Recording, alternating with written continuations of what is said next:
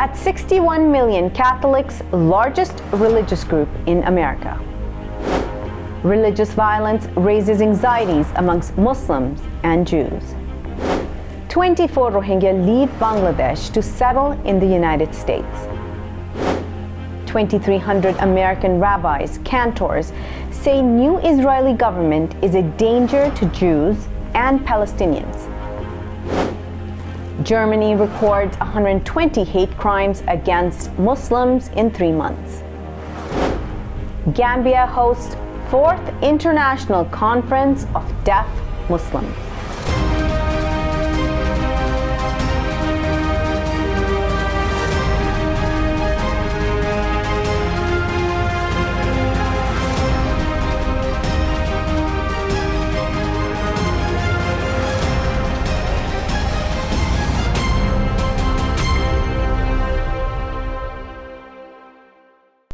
From Washington, D.C., this is the Muslim News on Muslim Network TV. Assalamu alaikum, I'm Hena Zuberi.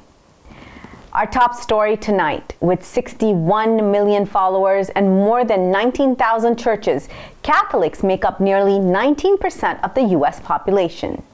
That makes them the largest religious body in the country, according to the U.S. Religion Census, which is conducted every 10 years. The study was done by the Association of Statisticians of American Religious Bodies. There are over 350,000 religious congregations in the United States, one for about every 934 people. There are 161 million followers of some faiths, with an overall average congregation size of about 451.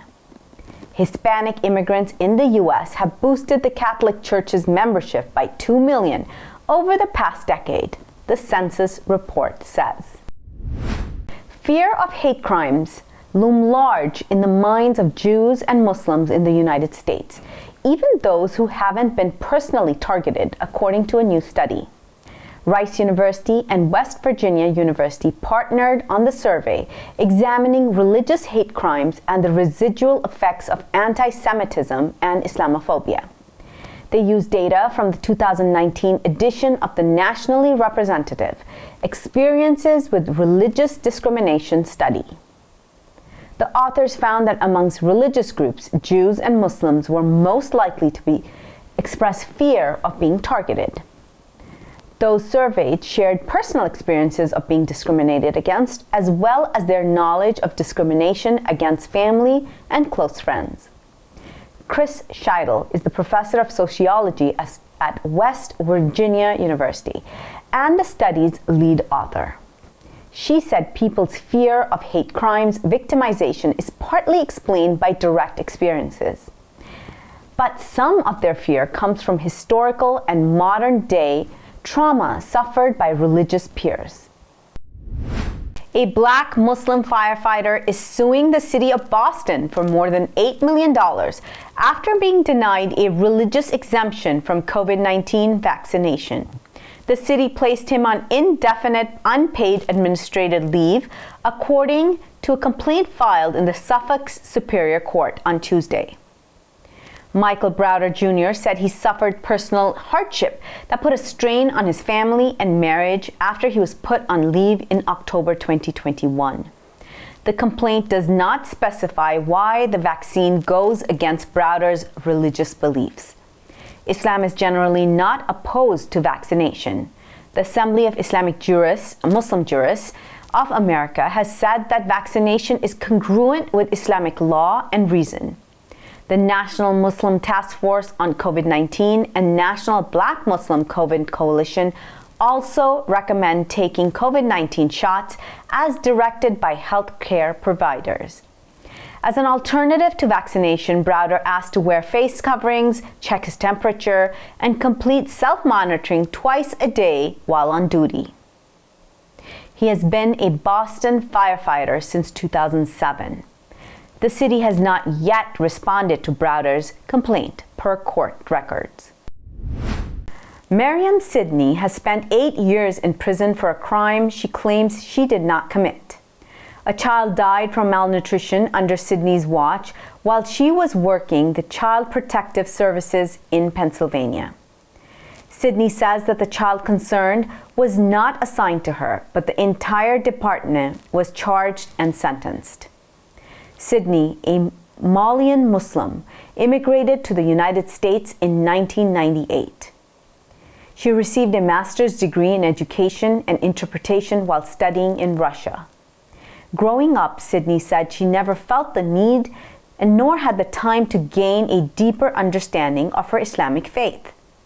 Sydney says it was partly boredom that promoted her interest in learning more about her faith. The Taiba Foundation provides learning material and resources for American Muslims like Sydney in prison and those re-entering society. There's a growing number of conversions to Islam within prisons in the United States. That has also increased the demand for education resources and spiritual guidance for those incarcerated. A Jewish human rights group says Israel's new government being formed by Benjamin Netanyahu poses a threat to the rule of law and the safety of Jews and Palestinians. Rabbi Jill Jacobs, CEO of Teruva, said Israel's new government is in stark display of rising fascism and racism. Her organization represents more than 2,300 rabbis and cantors in North America. She says Netanyahu's government gives power to violent right-wing extremists seeking to incite political violence.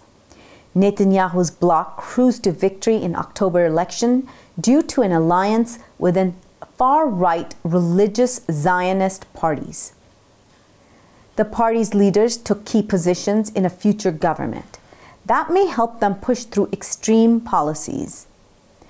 Those include annexing large swaths of the occupied West Bank, expanding illegal settlements, and allowing Jewish prayer at Al-Aqsa Mosque.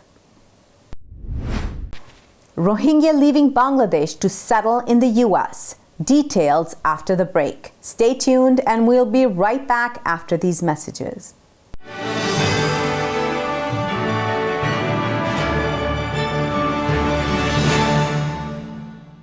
A free 3-minute online chat can give you the personalized tips you need to start boosting your retirement savings today.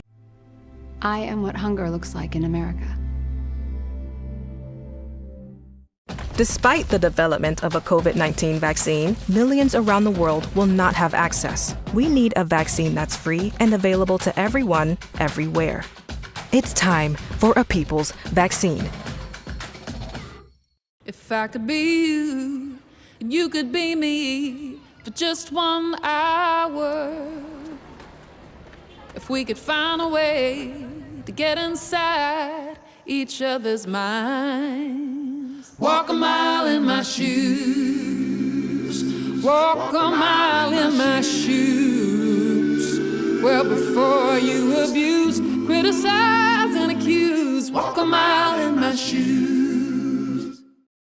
There are 16 million children struggling with hunger in America. That's 1 in 5 daughters, sons, neighbors, and classmates who don't know where their next meal is coming from. Yet billions of pounds of good food go to waste every year. It's time we do something about it. Feeding America is a nationwide network of food banks that helps provide meals to millions of kids and families in need. Visit feedingamerica.org to help them feed even more. Together, we can solve hunger. Together, we're feeding America. We are Justice for All. Headquartered in the heart of downtown Chicago, Justice for All is a global humanitarian initiative dedicated to raising awareness for human rights concerns impacting vulnerable minority groups. Our diverse team of staff and volunteers, led by Imam Malik Mujahid, work tirelessly to help Justice for All achieve their goals.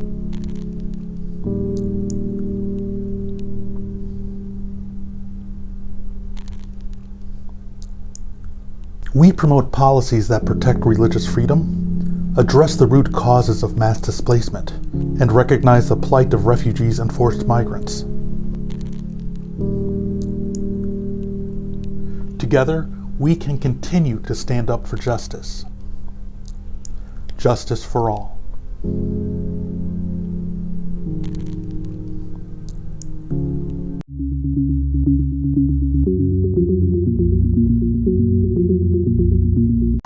stop this genocide, we need your help.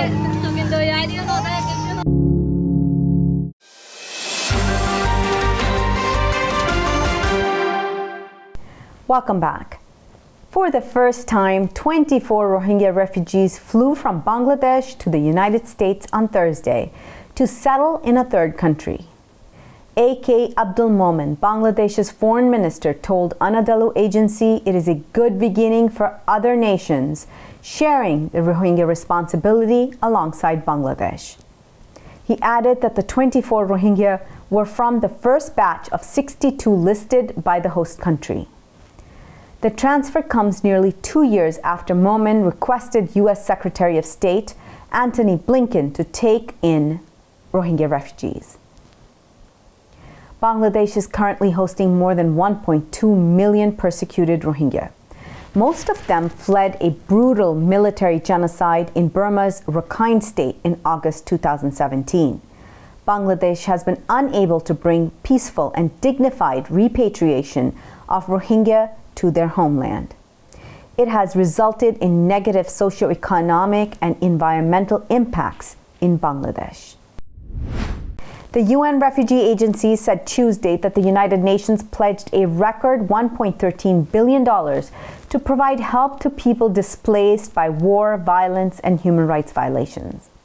The money is to support the work of UNHCR in 2023. The agency's private sector national partners have committed to $400 million of the $1.53 billion total, the agency said. A record number of displaced people globally face unprecedented needs due to conflict, the climate emergency, and other crises. Filippo Grandi, the UN High Commissioner for Refugees, said UNHCR's generous donors continue to support them during these dire days. These commitments mean it can cover 15% of the anticipated needs for 2023. The U.S. has provided UNHCR with a record $2.1 billion this year and led the pledges with a $200 million commitment, followed by Germany and Japan. British publication The Daily Mail and news site Mail Online apologized to Pakistani Prime Minister Shahbaz Sharif for an error in an article published in 2019. In it, the news organizations accused the Premier of stealing British foreign aid money. The news story, written by investigative journalist David Rose, has been removed from the publication's website and other platforms. The article claimed Sharif had embezzled funds provided by the UK's Department of International Development for the rehabilitation of the 2005 earthquake. Sharif was Chief Minister of Punjab at that time. In January 2020, Sharif filed a defamation claim against what he called the grotesque allegations, claiming a retraction, damages, and an apology.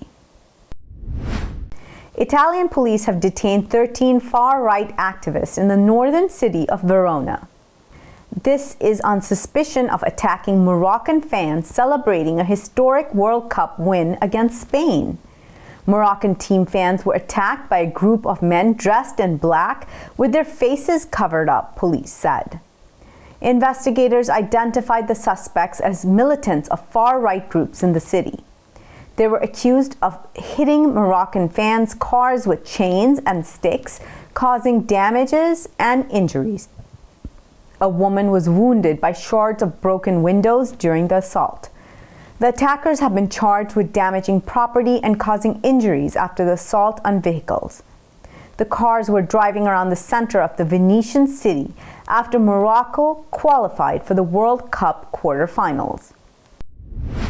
The Association of Deaf Muslims in Gambia recently hosted the 4th International Conference of Deaf Muslims. The event drew 150 delegates from about 25 different countries. Its theme was Deaf Muslims, Social Media, and Technology. Rashad Hussain, U.S. Ambassador of International Religious Freedom, said faith and religion can build bridges between people of different nationalities, ethnicities, languages, and abilities. Hussain said disability is not a social barrier. He also noted the challenges of access and discrimination that people with disabilities encounter. Hussain said people with disabilities are excluded from religious communities, sites, and services. They also are treated as objects of charity instead of people who should be treated equitably, he said. Nashiru Abdullahi, president of the Global Deaf Muslim Federation, also called for vigilance on social media platforms. He said they increasingly are being used to share hate speech and radicalize people around the world. A Bradford, UK Muslim author said an annual campaign challenging Islamophobia is not being taken seriously enough. Islamophobia Awareness Month recently marked its 10th year. Sahaima Manzoor Khan said it received limited interest beyond Muslim communities. Manzoor Khan is a poet and author of Tangled in Terror, Uprooting Islamophobia. She said that the month hasn't been entered wider public consciousness. She said challenging Islamophobia remains relegated to being a Muslim issue. Nahid Roshan Ali, who's part of the campaign, said that engagement during the Awareness Month has grown. More is needed. Islamophobia Awareness Month has been held every November since 2012, according to the campaign website. It aims to showcase the positive contributions of Muslims and raise awareness of Islamophobia in society. Germany has reported 120 anti-Muslim crimes in the third quarter of 2022. 10 people have been injured and several mosques damaged. The federal government says no suspects have been arrested in connection with the Islamophobic attacks. The Prosecutor General of the Federal Supreme Court of Justice has also not initiated or begun any preliminary proceedings. 11 such attacks were targeted at mosques. Bodily injury, insult, incitement to hatred, vandalism, or the use of prohibited symbols and other forms of crimes against Muslims. In the past decade, anti-Muslim violence in Germany has become normalized as far-right fringe elements have gained political representation. Several neo-Nazis have won elections and entered the German parliament. Coming up next after the break is our in-depth analysis segment on Burma. So stay tuned and we'll be right back after these messages.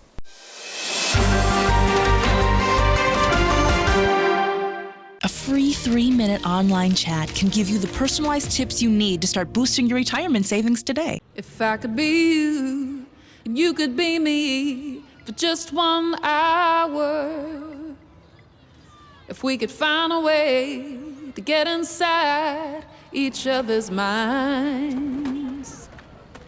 If you could see you through my eyes instead of your ego, I believe you'd be surprised to see that you've been blind. Walk a mile in my shoes. Walk a mile in my shoes.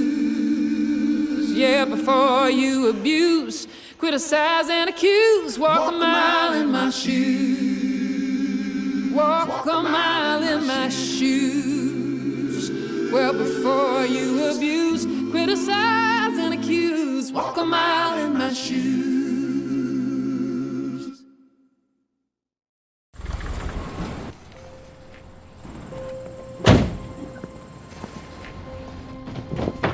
Dad, they took over my bedroom. Come on, come on. Okay, Dad. 1, 2, 3.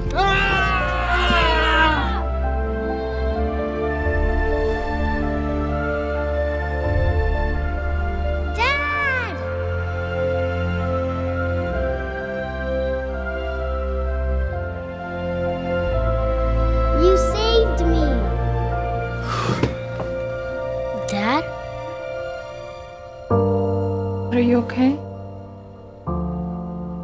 I'm fine, dear.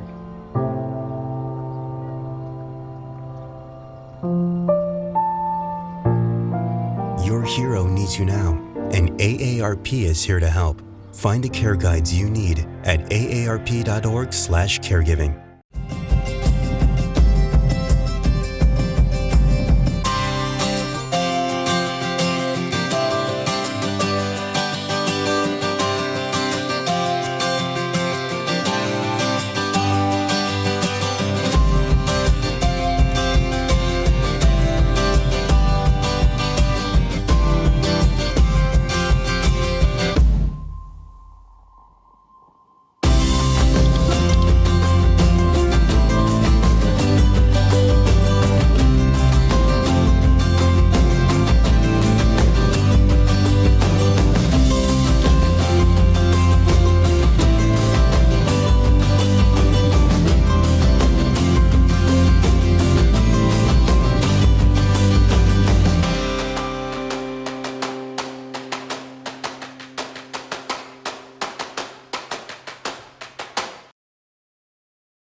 To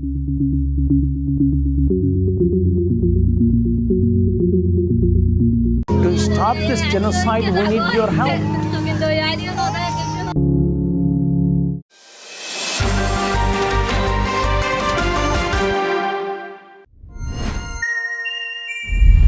Welcome back. To discuss the human rights situation in Burma, otherwise known as Myanmar, we have with us Adem Carroll. He's the Human Rights UN Programs Director at Justice for All and leads the Burma Task Force. Welcome, Adem Carroll. Thank you. Thank you for having me. So, Adem, we've been hearing some troubling news inside Myanmar, particularly in the past couple months. So could you tell us what is the situation like right now? Well, first to say that tomorrow is Human Rights Day, and it's an opportunity to reflect on where we are with protecting human rights around the world and at home. And unfortunately, there are many, many challenges, terrible abuses. Burma, as you all know, or Myanmar, is known for its brutal military and the genocide perpetrated against the Rohingya Muslim minority. So with about 1 million Rohingya in Bangladesh in the camps of Cox's Bazar and also scattered in India and in Thailand and of course many in Malaysia, we have to watch out for the rights of Rohingya wherever they are. So recently, we've seen that in addition to repressing the population of Burma,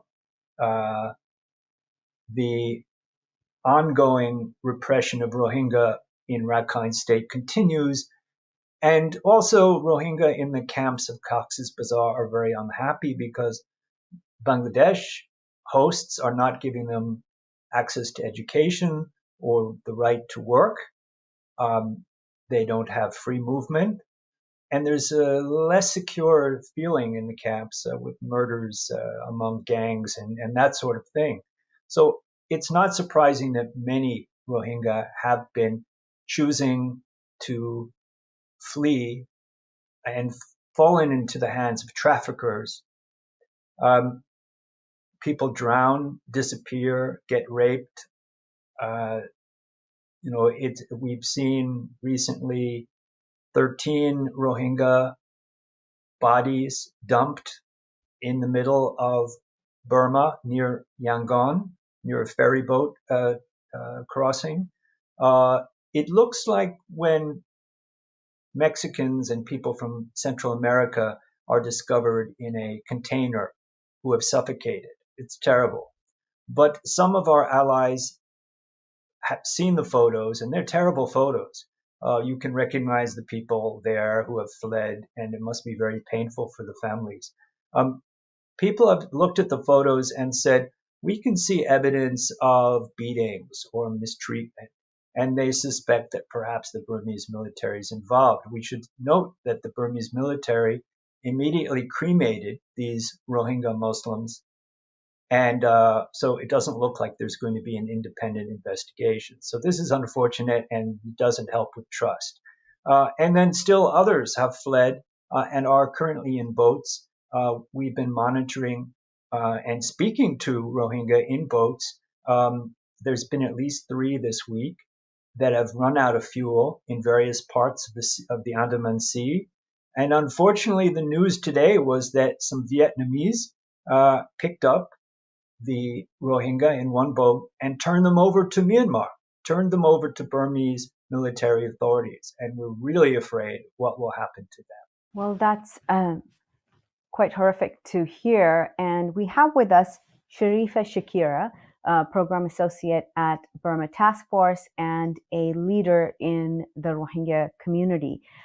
She's been speaking to the people on the boats, and we'd like to have Sharifah join us so she can share with us what she's learned. Assalamu alaikum. Thank you for having me here.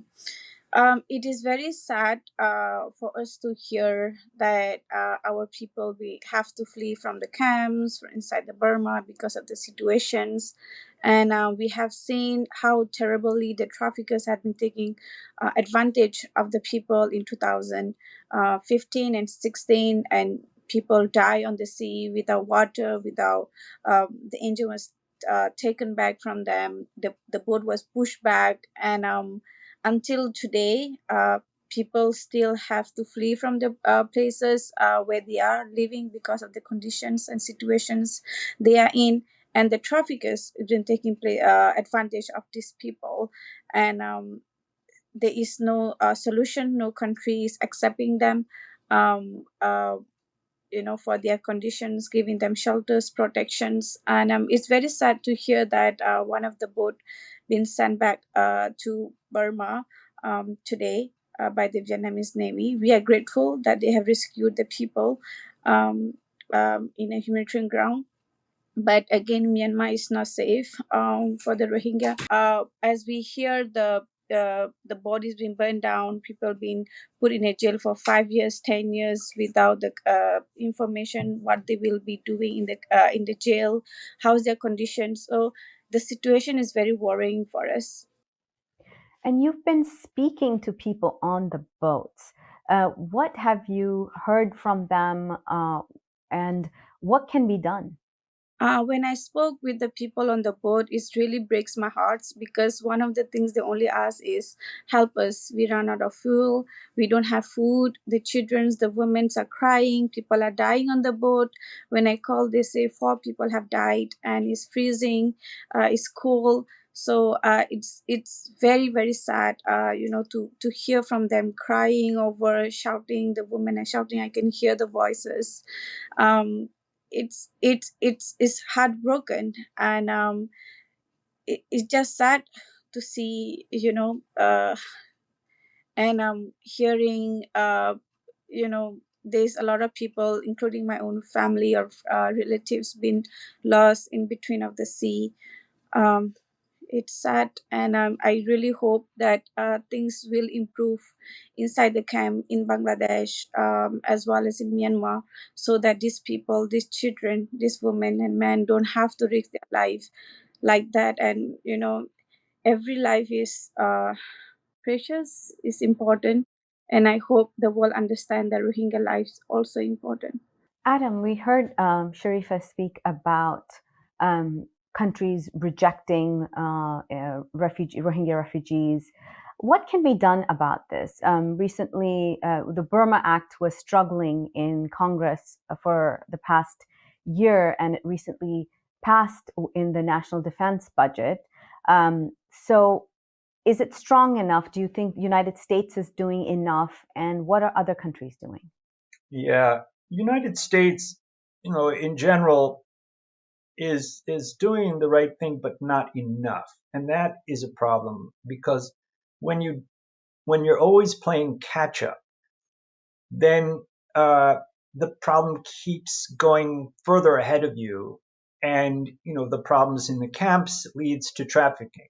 The problems in Myanmar leads to the problems in the camps. So I don't feel that our government is quite fast enough or robust enough in its response. I mean, I should say, today the UK government put some new sanctions, especially on some military that perpetrated mass rapes against the Rohingya. But this is, years ago that this happened. So why did they wait so long? What kind of slow game are they playing? And Canada also put some more sanctions. The NDAA, the National Defense Appropriations, that does have the Burma Act language, but it's kind of watered down. It's good, it's positive, but why is it watered down? Are they protecting oil and gas interests? Are they, it sends a mixed signal. We don't need mixed signals anymore. We never did. Rohingya, for them to return to Myanmar requires really a very strong response, as we're seeing in Ukraine. And the special rapporteur to Burma, whom we met with this past week, has also issued a statement today noting that there's a real difference in the way the international community has responded to Ukraine and how it's responded to the Burma crisis. And some of this is also because in Burma itself, the Burmese people are also in the struggle. This is not an outside occupier who has come in and occupied the land or is waging war. It's the military itself waging war on its people. So can you update us on the situation of other Burmese right in Burma? Yes, it's very true. And perhaps that's an excuse that some of the governments are using to not get involved, saying, oh, this is a civil war. We can't get involved in civil wars. That's different than an invasion. But in any case, when there's a genocide, there's obviously supposed to be intervention. And we see that there are massacres and bombings of many of the ethnic minorities in Myanmar. I'm using Myanmar instead of Burma, even though we're Burma Task Force, because I noticed that a lot of the ethnic minorities have grown up calling it Myanmar. It's both, right? So embracing the diversity of that country means de-escalation of these conflicts. And it means Rohingya and Rakhine Buddhists finding a way to live together. It means, an end to this divisiveness and terrible violence. But this is what the military likes to stir up to remain in power. And they're making a profit. Military industries, military-owned industries are, a big part of the economy, unfortunately. And Russia, China, and India have been selling arms to the Burmese military. That's got to stop. And U.S. government always calls India its, ally. Where is the pressure on them to stop doing this? Final question to you, Sharifah. Recently, we heard news that some Rohingya, a handful, have been allowed to come from Pashanchar to the United States. Can you share more with us on how that procedure happened and what can be done to get more Rohingya out from the camps and resettled into other countries? I always had believing that resettlement is one of the options for the refugee crisis, especially for the Rohingya and many other refugees in the world. We are very happy to hear that a few people have been selected and soon will be resettled in United States. I even spoke with some of them over the phone. They are resettling into the Milwaukee, inshallah, this week or next week. For family I've spoken with. It is an opportunity for us to, feel the freedom, feel welcome, and we're always grateful the United States has been taking the largest number of refugees, including Rohingya, even though it's not quite enough.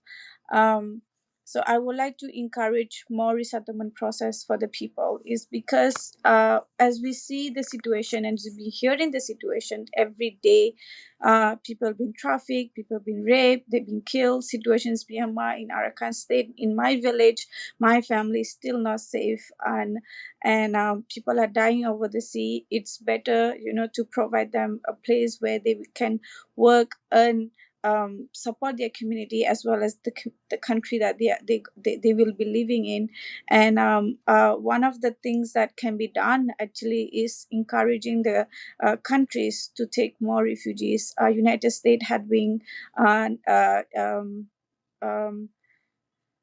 generous in a way, saying that we will take people from the camp which have been stopped about 10 years ago by the Bangladesh government, and now they're reopening the process and United States is taking them. Canada has been taking refugee as well, and other countries. So we need to encourage those countries to take Rohingya refugees more from the camp in Bangladesh, in Malaysia, from India, from Indonesia, where there a lot of people have been stuck since 2012 in the camp, and these people are suiciding case by case, that because they don't see hopes, they don't know what will happen.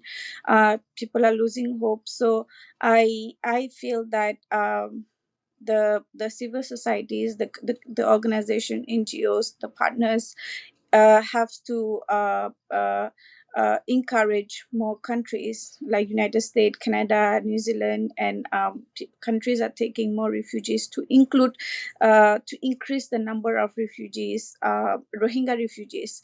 So like my case, I got resettled after I become refugee in Malaysia for 21 years. And that's a very long period to wait for refugee to get resettled, and while in that process, I have lost a lot of things, including my educations, because I was not allowed to. And we are afraid that this kind of process will be very long as well, which will affect our community, because we will lose the young generation who will voice of our people. The hope that we have that the young generation, the youth, will lead the community. So we have to really advocate on this, and we are always grateful. And I really hope the UNHCR will resettle more people. I don't know what's the criteria that UNHCR is putting for the refugee to get resettled, especially from the camp, or even in Malaysia, where I used to live. I just know that as soon as you are refugees, you have right to resettle, and I hope that process will be there. And if there is some kind of expedite cases, it should be announced in the community, so that those cases can come forward, some kind of connection, or some kind of contact, or some kind of information that available. Most of the cases, especially in Malaysia, because I used to live there, UNHCR do not provide clear information of who can resettle, how can resettle, how the case been expedited, and so many questions been unanswered. So I hope in this process in Bangladesh will be more clearer and will be more faster. Well, that's a bit of hope, and thank you so much to the both of you for being here today. That was Adem Carroll and Sharifah Shakirah from the Burma Task Force of Justice for All. Thank you so much. That's all from our Washington studios tonight. Thank you for tuning in. You can find previous episodes and more on our YouTube or Facebook. For more content, keep watching Muslim Network TV or visit muslimnetwork.tv.